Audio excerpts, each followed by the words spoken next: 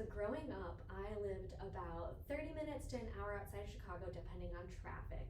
And if you lived anywhere in the Chicagoland area and you were a little kid and you loved dolls, you knew that heaven on earth existed, and it was called the American Girl store, specifically the three-level American Girl store on Michigan Avenue.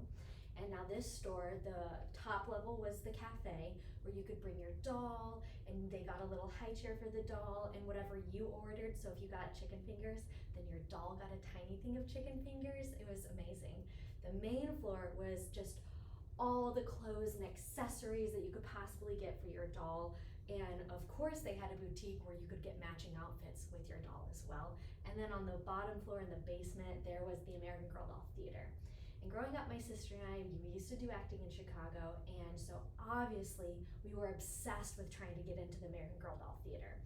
And we had those discussions with my mom, and she was like, you know what, if you guys start doing theater productions, we're going to have to pull you completely out of school because of all the rehearsals and practices. And we really liked school. We liked our friends. We liked going in every day.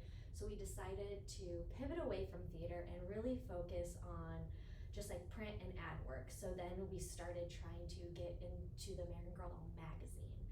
And I was so excited when my sister's hard work finally paid off, and she got, so my computer just, it would still be going, right? It looks like it's still going. I don't know if it, I think it went, okay, well. You wanna check? It says it's still counting down, so I think it recorded that. Okay. I'll just edit it together. Yes, so we decided to pivot to try and do some magazine work. And my sister's hard work finally paid off, and she got a call to be on the American Girl cover. And I was so excited, and I begged my mom for her to take me into the city with her and my sister when they went. And at first, my mom wasn't too sold on the idea because it was Ash Wednesday. You know, growing up, we were good old Irish Catholics, and I went to Catholic school, and she felt a little guilty about taking her kid out of Mass on Ash Wednesday. But at the end of the day, you can't take one kid to the American Girl Doll store and not the other. So that morning, my sister and I were running around. We were so excited. We were going to the American Girl Doll store, and my mom had told us that we could pick out an outfit to get for our dolls when we left. And my sister was running down the hallway, and she didn't look where she was running. And as she turned her head to yell at me something about American Girl dolls, she ran right into my mom's doorway. And she ended up getting this huge welt on her head, and she was crying, and then I started crying, and my mom was like freaking out because we needed to get out of the door to make it there on time. But also now her daughter's forehead is like doubling in size, and she looks like a Neanderthal. So she packed a whole ice bag, and she put us all in our car seats in the car. She told my sister to hold it there the entire time, and I don't think a word was said that whole car ride until about halfway through. All the ice had melted. So then my mom gave her wet wipes to put on her forehead as if that was going to help at all. And when we get there, my mom explains it to the directors, like, I'm so sorry, they were just so excited and playing, and she ran into the store, but no skin is broken, there's no blood, you should be able to put some makeup on it or touch it up, it'll be fine. And that's when the director's face dropped. And he told us that at American Girl, it was very important for them to have authentic girls in the magazine, and they don't do any sort of retouching.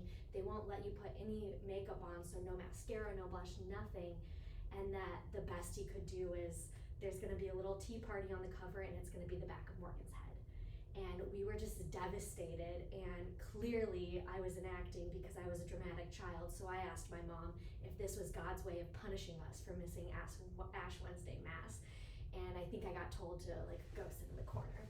And so the first hour or so of the shoot, they're taking all the photos, and my sister's day in the sun is a little ruined because it's just the back of her head. And then finally on like the 11th hour, the director had gotten a call from corporate that they were allowed to put makeup on my sister's forehead. And we were so grateful that I think only like 10 photos got taken where you could actually see her face, and that was one of the photos that was used. And it ended up being a great turnout, but it was very scary there for a little bit, and I think just really reaffirmed that I was following a career choice that really fit with me because of how dramatic I was. But I still have the outfit that my mom let us get that day, and I believe that cover of the American Girl Doll magazine is still hung up in